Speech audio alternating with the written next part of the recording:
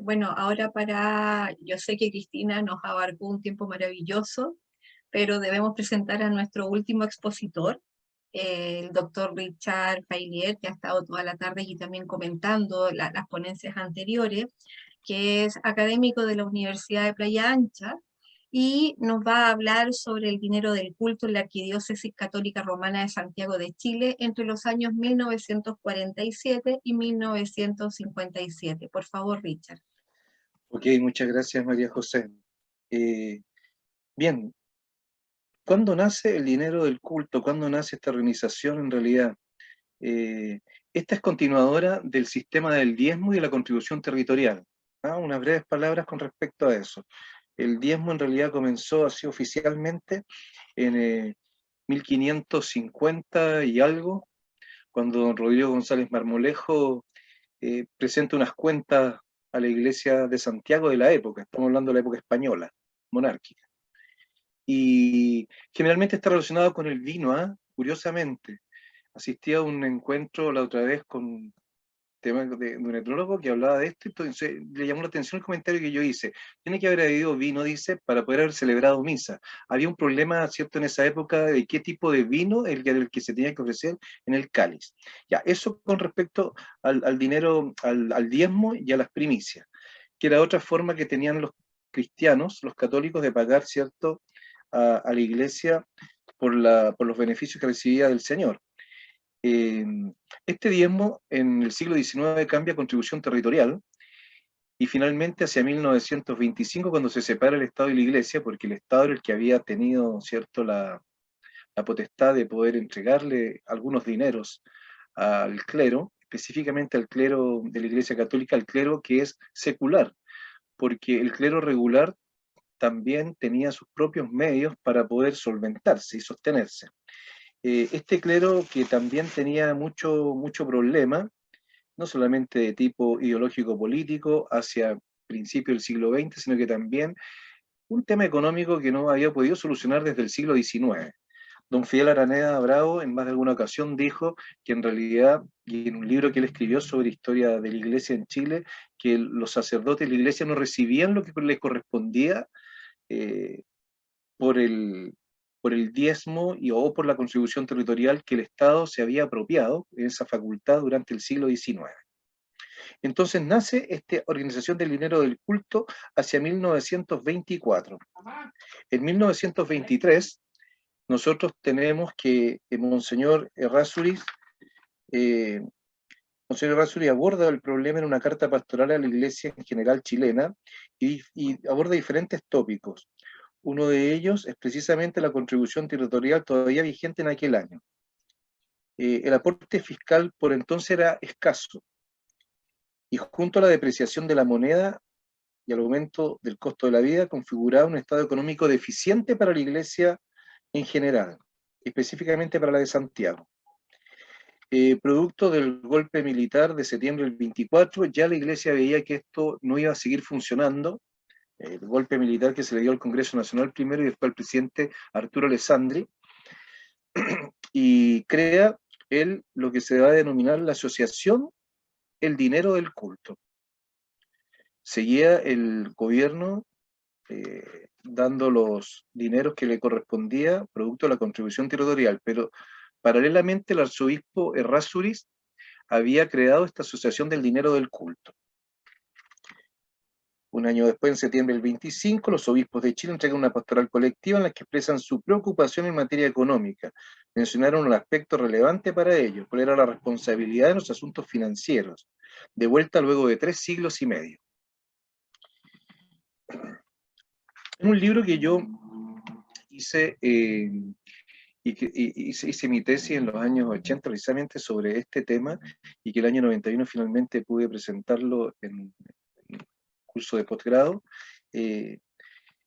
Después de ese libro, el año 91-95, no se escribió nada hasta el 2007. El 2007, en un artículo que hice en la revista Analecta de la Universidad de Viña del Mar, aparecen un poco más de datos. ¿Por qué estoy reestudiando de nuevo este tema? Porque aparecieron datos recién hace poco.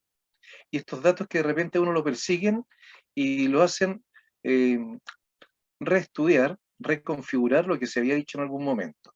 Yo voy a dar los elementos principales, muy esquematizados de lo que fue el sistema mismo y cómo se organizó en un primer momento, cómo esto se mantuvo durante un par de decenios en la iglesia de Santiago. El flujograma, ¿cierto?, que existe es el arzobispo en la cabeza, ¿cierto?, del sistema del dinero del culto, una oficina central que está inmediatamente vinculada con el arzobispo, y entre esta oficina central y los fieles habían de alguna manera, tres entes que eran importantes. Uno era el párroco, propiamente tal, otro eran los recaudadores parroquiales, que eran muy pocos en realidad, escasos, y los recaudadores arzobispales. En el caso de los recaudadores arzobispales, en realidad eran más bien de oficina, no es que fueran directamente a la casa del feligres. Y estos fieles erogaban indistintamente o a la oficina central de la Asociación del Dinero del Culto, o al párroco, o a los recaudadores parroquiales. A su vez, estos recaudadores, tanto parroquiales como arzobispales y el párroco, enviaban el dinero a la oficina central del dinero del culto, y esta oficina tenía la potestad, ¿cierto?, de distribuir ese dinero que allí existía. En general, entre el año 35 y 41 la distribución fue la siguiente: el dinero del culto parroquial, para el párroco un 50%, para el arzobispado un 40%, y para las comisiones recaudadoras parroquial a domicilio, ¿cierto?, un 10%. Esto fue como norma general, no siempre se aplicó en todas las parroquias porque había algunas que tenían muchas necesidades. Entre el año 41 y 61, la verdad que esto después cambió, que al párroco solamente se le dio el 30% junto con la parroquia. En algunos casos indistintamente se le daba a la parroquia y al párroco ese 30%, que quedaba a criterio del párroco, ¿cierto?, definir cuánto llegaba a la parroquia y cuánto no. El arzobispado se quedaba con 60% y la comisión recaudadora parroquial a domicilio quedaba con el 10%. Eso fue lo que se mantuvo más o menos como regla general para la mayoría de las parroquias de la Arquidiócesis de Santiago entre el año 41 y 61. Producto de todos estos ajustes que se hacían, producto también de la devaluación de la moneda que hubo en la década del 50, y más los datos que fueron apareciendo, yo quiero entregar en este momento, y no cansarlos en realidad con mayores datos, solamente una apreciación general de la Arquidiócesis de Santiago entre el año 47 y 57. Y es la siguiente. Solamente voy a nombrar, para no cansar por datos y repetir ciertos números, guarismos, demás, voy a solamente a comentar los erogantes agregados que fueron cada año. Entre el 47 y 48 se agregaron 1956 erogantes. Del 48 al 49, 2250. Del 49 al 50, 3481. Piensen por un momento de que estamos hablando de que habían alrededor de 10.000, 12.000, 13.000 erogantes aproximadamente hacia mediados de los años 40. ¿Ya? Entre el 49 y 50, bien digo, 3.481 nuevos erogantes. Entre el 50 y el 51 se agregaron 2.793. Ahí hubo una baja. Esta subida que hubo del 47 al 49 baja hacia el 50 al 51. Y sigue bajando del 51 al 52. Solamente se agregaron 2.291. Y del 52 al 53 ni siquiera hubo una baja, sino que se restaron de los erogantes que existían en ese momento, se restaron 692. Del 53 al 54 aumentaron 270 nuevos. Del 54 al 55 hubo una resta de nuevo de los erogantes de la totalidad que había. 124 menos. 124 católicos que se fueron y no pagaron nada. Del 55 al 56 hubo un aumento, pero muy pequeño, ¿cierto? Se agregaron 500 nuevos. Y del 56 al 57 baja de nuevo ostensiblemente. 844 católicos dejan de pagar el dinero del culto. En cuanto a la erogación, del 47 al 48 hubo un porcentaje importante, estamos hablando de millones de pesos del peso antiguo, ¿ya? El que existió hasta la época de Ibáñez del Campo. estamos hablando de un 32% que hubo una cantidad, ¿cierto?, apreciable de erogación. Del 48 al 49 solamente un 9% aumentó. Del 49 al 50 el 29%. Del 50 al 51 un 20%, bajó. Luego vuelve a subir del 51 al 52, 25,75%. Se mantiene lo mismo el 52-53, casi la misma cantidad, el mismo porcentaje. Del 53 al 54, 13,37% solamente aumenta la erogación. Del 54 al 55, 66,60%, se mantiene, baja en realidad ostensiblemente. La verdad que ahí no se mantiene nada. El 55 al 56, 58%, y el 56 al 57, un 50%. Voy a dar solamente los datos generales de la contribución del dinero del culto. El año 52 fueron 10.187.000 pesos. Estoy redondeando cifras solamente, porque hay decimales también entre medios. 10.187.000 pesos. 12.808.000 pesos en 1953. El 54, 17.125.000 pesos. En el año 55, 28.531.000 pesos. El año 56, que es una extrapolación, ahí no tengo el dato fijo, pero una extrapolación de 45 millones de pesos. Y el año 57, 67 millones de pesos. Vuelvo solamente a recalcar lo que hubo. Entre el año 52 y 53 hay un 25,75% de aumento. El 53-54 baja y el aumento solamente alcanza el 13,37%, de 12.800.000 a 17.125.000 pesos. El año 54 al 55, el 55 hay 28.531.000 pesos de aporte en la Arquidiócesis de Santiago. Y allí hay, ¿cierto?, un porcentaje importante, un 66,60% de aumento. Sin embargo, después baja, aunque sigue aumentando la contribución, baja el porcentaje del 55 al 56, solamente un 58%, y vuelve a bajar, aunque la cantidad es grande, 67.534.000 pesos, estoy redondeando, el año 57 baja igual al 50%. No hay, en pocas palabras, una continuidad, no hay, a pesar de las campañas y de los llamados de atención, sobre todo en las cartas pastorales del cardenal Caro en los años 40 y 50, no hay un aporte ostensible. Hay que recordar que el año 1947 había una cantidad de 13.000 erogantes en una población estimada en 1.509.000 feligreses. Estamos hablando de un 80-85% de población que se declaraba católica en la Arquidiócesis de Santiago, ¿ya? La ciudad y la provincia. De nuevo doy el dato. 13.000 erogantes para una población estimada en 1.509.864 feligreses. 13.000 ustedes comprenderán que es muy poco. En líneas generales, lo que podemos decir, ¿cierto?, es que a pesar del esfuerzo de las autoridades eclesiásticas, la respuesta, el aporte, ¿cierto?, de los fieles no fue realmente paralelo a lo que realmente se pedía y se necesitaba en ese momento. Producto seguramente de varias situaciones que se fueron dando, a pesar de que hubo un sostenimiento permanente de que la autoridad, ¿cierto?, pedía, solicitaba, a veces exigía incluso a manera del sacramento de la confesión, la penitencia, que en realidad se hiciera conciencia de esto y se pudiera cooperar, pero no hubo la respuesta necesaria de lo que las autoridades esperaban. Lo cierto también es que la situación económica, sobre todo a fines de los años 40 y principios de los 50, no era de la mejor. Hay algunos estudios, hay cosas que yo he revisado sobre el tema de las obras piadosas, donde los sacerdotes también eliminaban misas, no alcanzaban a pagarse todas las misas que habían testado, ¿cierto?, los benefactores de la iglesia en algún momento. Entonces eso también tiene que haber afectado las finanzas de la iglesia en ese momento, en ese periodo.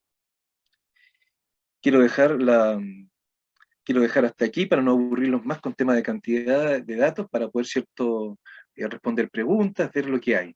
María José. Muchas gracias, Richard. Sí, a mí me tocó estudiar mucho esa época y los dineros precisamente para el volumen de la historia de la Iglesia. Sí. Las dificultades principalmente tenían relación con el exceso de ahogo que se hacía con respecto a los feligreses en la misa y la coerción para exigirles pagar cuando a veces ni siquiera ellos tenían que comer. Entonces era bastante complejo en el fondo que se acercaran al templo y lo mirara el cura y ya con el solo hecho de la confesión o que lo mirara fijamente y dijera tú no has pagado, la gente comenzó un poco a alejarse precisamente por sus dificultades personales. Y bajaron bastante las erogaciones, además que el impuesto territorial era tremendamente draconiano porque te hacían pagar hasta por los hijos y lo que había sido la producción del año anterior. Por lo tanto, la producción del año anterior no significaba que este año iba a ser tan buena como la del anterior. Mejor, claro, entonces ahí también había otro elemento que acogotaba en el fondo a los feligreses y que, mira, más que decir qué era lo que correspondía o no correspondía, pues nosotros conocemos a otros credos que tienen aportes bastante altos y la gente los hace igual, es que había una conciencia, pienso yo, después de todos los análisis, todo lo que he tenido que estudiar, que antes estábamos acostumbrados a que la corona y el Estado pusiera bastante dinero para hacer muchas cosas, y que en el fondo lo que aportaban los católicos era la obligación por los sacramentos y la sepultación, y lo otro era una dádiva personal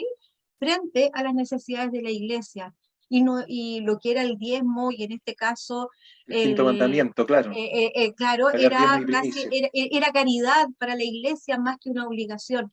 Y yo creo que ahí también debe haber estado el problema que comenzó a suscitar que la Iglesia Católica comenzara a tener menos ingresos, fíjate. Después de mirar arte y de realizar harta cosas, sobre todo en los estudios parroquiales, uno se queda con esa sensación de que yo, que soy el feligrés, soy buena onda y por eso te voy a aportar, pero en el fondo el entender ese mandamiento y el entender que la iglesia debía ser mantenida, más cuando un laico iba a hacer un servicio a la iglesia y el sacerdote decía era su obligación, entonces también hay como un ir y venir y un mal entendimiento con respecto a cómo debía mantenerse la iglesia. Eso ya, claro. Pero después de mucho leer, hay uno como que sacar las conclusiones sobre la temática. Yo trabajé toda esta época en lo que es Valparaíso y Concepción y se da exactamente lo mismo. Hay una falta de, yo creo que de comunicación, porque la mayoría de las cartas pastorales de la época son cobrando. Uno no ve una carta pastoral que te diga acerquémonos, claro, entonces cuando la carta pastoral es solamente para cobrar, no te da mucha plata. Claro, a nadie le gusta que le estén cobrando. Es como un impuesto a interno. nadie le gusta que le estén cobrando, justamente. 4 veces en el año, tú sabes, lo vienen raíces. Mira, sí es verdad. Y lo otro que me llama la atención, algo común, es que no subieron de los 15.000 erogantes aproximadamente. Hay un dato que tengo yo también ahí, que es bien interesante sobre esto, y no subieron, se mantuvieron durante mucho tiempo en lo mismo, y no hubo en realidad nada nuevo. Con razón en los años 60 después van a pedir que ojalá se superen los 60.000 erogantes, que tampoco hubo nada de eso, menos los 70. Recién yo tengo unos datos aquí del año 57, 13.403, año 58, que no es el periodo de estudio que estoy entregando ahora en esta charla, ¿cierto? En esta jornada. Bueno, el 58 recién subió a 14.097, es decir, la nada misma, y el 59 17.500, pero ahí se mantuvo. Es decir, nunca alcanzaron los 20.000 a finales de la década del 50. Probablemente eran las mismas familias que siempre eran las que aportaban. Se mantenían, claro. Claro, dependiendo del periodo. Ahora, claro. Ahora, hay cosas bien interesantes que yo, por X motivo, yo he descubierto. Yo, por ejemplo, no puse lo que descubrí una vez en la parroquia La Candelaria, que es la parroquia oficial donde está la capilla Santa Teresa y en Algarrobo, donde había un formato del obispado de Valparaíso, cosa extraña, o lo del culto, obispado Valparaíso. Esa parroquia pertenecía a Santiago en los años 50, y aparecen ahí unos larraínes, familia Alessandri y otros dando un dinero. Yo nunca puse eso, saqué fotocopia, la tengo, pero como son familias que han estado de alguna manera ligadas también a la iglesia, uno tendría que preguntar primero si es posible, ¿cierto?, publicar ciertos datos que son relativamente privados. Pero ellos, por ejemplo, mantenían cierto vínculo y aportaban, pero en realidad el resto de la gente nada. Y Algarrobo no era solamente en estas familias, o sea que eran mucho más. Ya, eso por un lado. Lo otro que me llamó la atención una vez, hace ya un par de años, en otra época, en los años 90, me tocó ir por el colegio Manquehue a darme una vuelta a la granja donde tenía la parroquia San Pedro y San Pablo, y había gente que en realidad daba lo poco y nada que tenía, que eran 50 pesos mensuales. 50 pesos de los pesos nuestros de ahora. Estaba el padre Eduardo Pérez Cotapo y otros más, y estaban ahí los padres de los Sagrados Corazones y le entregaban el dinero a la gente porque tenían conciencia. Aquí yo creo que hay un problema también de educación, de haberse acostumbrado, lo que tú decías, María José, se creía que el Estado debía dar la plata, entonces, ¿para qué vamos a dar nosotros los católicos? Sino, ¿para qué si lo está dando la otra institución? Ahí hay un tema. Mm. Pero Abro, por no favor, sé si si, alguien más sí, quiere hacer algún comentario, algún aporte, preguntarle adelante. algo a Richard.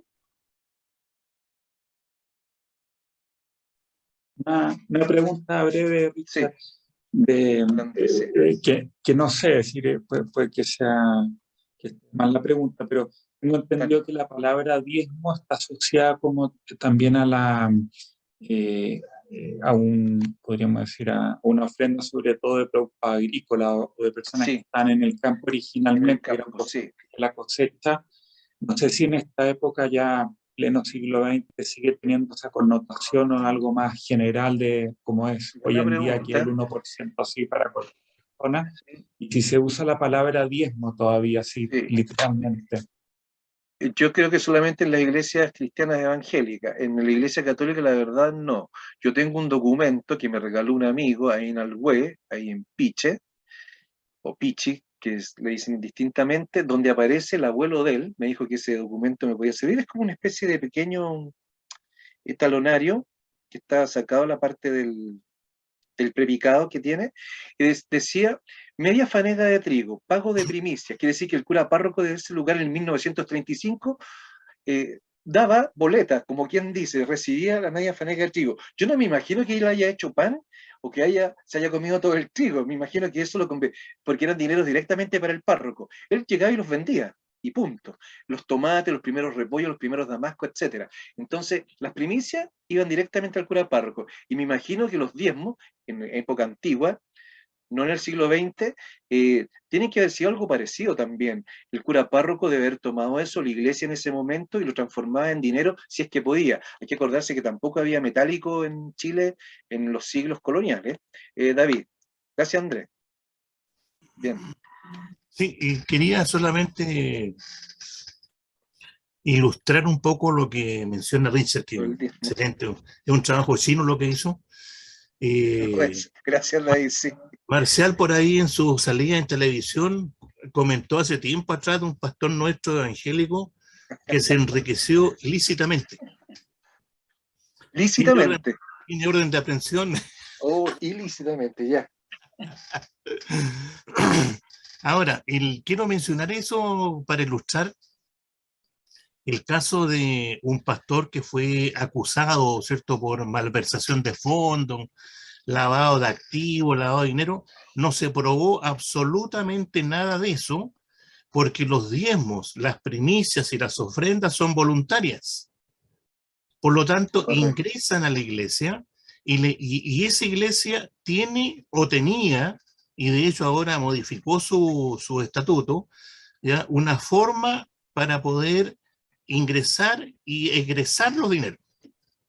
Ahora, si ustedes me preguntan a mí, que yo tengo una congregación pequeñita de tercera edad, que tengo que yo poner dinero, más que cierto ellos me dan a mí, porque no hay recursos, pero él tenía 10.000 diezmadores. 10.000 diezmadores. Harto, claro. Entonces, ¿qué es lo que pasa? De que esto lo quiero decir porque la Brigada Lavado y Activo de la PDI investigó estos casos y fue bien nombrado. Entonces, no es un problema de malversación, a lo mejor podría ser visto como un problema ético pastoral, en el sentido de que él tenía tantos recursos para manejar como en el caso de un curita, ¿cierto? A lo mejor en un pueblo, ¿ya? Pero eso depende también de la estructura que tiene la organización. Cierto. Las iglesias protestantes evangélicas, a las cuales pertenezco yo, que son iglesias, digamos, con una formación más rigurosa en lo teológico y lo administrativo, los pastores recibimos un sueldo, ¿ya? Yo no tengo sueldo por lo que yo les acabo de mencionar, ¿ya? Tengo mi trabajo aparte.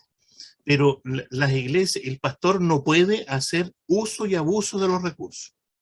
¿Se fija? En cambio hay iglesias pentecostales, nuevos ministerios que son los escandalosos, que lamentablemente no tienen regulación, y que en el tomo que viene, que está dirigiendo Marcial, yo tomo ese tema de los impuestos internos en relación a las iglesias en general. Entonces, las premisas, ¿cuáles son? Todavía existen, ¿ya? Mi suegra es de campo en Chillán y entrega las primicias a su pastor, primicias en tomate, en uva, en lechuga. Damasco, todo. Fruta también, todo. Todo. Las promesas son como las manda la Iglesia Católica. ¿Ah? Ya, si yo, por ejemplo, paso por un maldito y como una de mis hijas dijo, le pasó a echar una moneda por si acaso, dijo. Entonces hay un central. compromiso. Sí. La promesa, la persona pacta con Dios en este caso y dice, mire, si me resulta esto, yo doy tanto. Y sí, los diezmos es lo que nosotros hacemos, y nosotros, los evangélicos disciplinados, damos la 10ª parte de nuestro sueldo y no nos duele, al contrario. Creemos de que eso, ¿cierto?, es parte de la educación que tenemos. Claro que sí. Eso quería agregar. Muchas gracias, David. Sí. Marcial. No, felicitarte, Richard. Es un trabajo que viene del 80. Sí, dando números. Eso es cierto. Y así lo hemos escuchado, ¿de acuerdo? Sí. Pero bien. Como se avanza, siguen apareciendo nuevos antecedentes. No solamente un comentario. Me ha tocado trabajar capellanía, bueno, tú lo sabes. Sí. Me ha tocado trabajar capellanías, y hemos trabajado harto capellanías desde el mundo colonial, y también me ha tocado trabajar desde el mundo colonial el levantamiento económico que había desde el año 1740 hasta el año 1840, más o menos, que por ahí va la tesis doctoral. Entonces, hay un tema muy importante que tú dijiste hoy día que tiene que ver con los registros, lo que te entregó tu amigo. Sí. Muchos de esos registros no han llegado a nuestras manos y quedan en bultos de parroquias, están. Así es. Mira, yo te voy a comentar, estar, ¿ya? Sí están, yo te voy a comentar que cuando se trabajó las capellanías, de la mano de la María Eugenia Horvitz en esos años, logramos encontrar libros de contaduría de la época colonial en Chile. Y estando en Sevilla, encontramos libros de contaduría. Y eran libros de contaduría de la iglesia, pero también era bien interesante porque la iglesia decía la cantidad de capellanías que llegaban, lo que tú estás diciendo, ¿de acuerdo? Correcto. Lo que se entregaba. Si tú le sumas a eso el trabajo hecho por Cristóbal Leal con los franciscanos, ¿de acuerdo? Donde él da cuenta de toda esta entrega también, efectivamente había una regulación, es decir, se regulaba de alguna forma. Y sabes tú que en este libro colonial, es decir, en estos documentos, ¿de acuerdo?, que pudimos observar, ¿sabes lo que hacía el contador? Se acercaba a la persona y la persona colocaba una X o colocaba un punto o 3 puntos, como diciendo, yo le dije, usted tiene que venir. Era un cobrador, ¿ya? Y a él le llamaban contador. Bueno, a nosotros nos llamó poderosamente la atención eso. Y eso a lo que tú me estás contando de sacar esta hoja, ¿de acuerdo?, y entregársela a la persona por la venta. De alguna forma había un ordenamiento. Y volviendo a Sevilla, conversando con un profesor de Sevilla, la verdad que no fui yo, tengo entendido que María José conversó con él en su momento, que seguía la contaduría, ¿de acuerdo? Esto mismo que tú estás haciendo, pero bien atrás, ¿de acuerdo? Y él decía que existían estos registros y hay un par de documentos de esos publicados. Por eso se agradece que se siga trabajando en el tema y que te mantenga ahí, estoy con eso, ¿de acuerdo? Es un comentario, más que una pregunta. No, está bien, sí. Muchas gracias, Marcial. Vale. Tenemos un comentario desde el chat en vivo. Manuel Alvarado, que nos ha acompañado estos 2 días, Manuel, y todas las jornadas, ojo. Dice, ¿Ya? en la década del 50, además las obras de caridad de manos de laicos o fueron desapareciendo o pasando a obras administradas por asociaciones de fieles, probablemente es un cambio generacional. Mira Eso qué es lo que interesante, dice sí. Manuel. Muchas gracias, Manuel. Sí, qué bien. Sí, la verdad que Sí, debo decir que todos estos temas han sido tremendamente interesantes. Hemos tenido un día fabuloso de jornada, a pesar de todos los problemas técnicos que nos agobiaron en este día, pero ha sido una excelente jornada. Gracias, Richard, por lo expuesto. Quiero darle las gracias a todos los presentes, a y todos María los José, gracias. expositores de este día, y comentarles que, bueno, el próximo último jueves y viernes del mes de septiembre nos encontraremos de nuevo en nuestra jornada y ojalá podamos hacerla en forma presencial o híbrida. Así que les doy las gracias a todos y que tengan un excelente fin de semana. Muchas gracias. Y gracias igual. Chao, chao.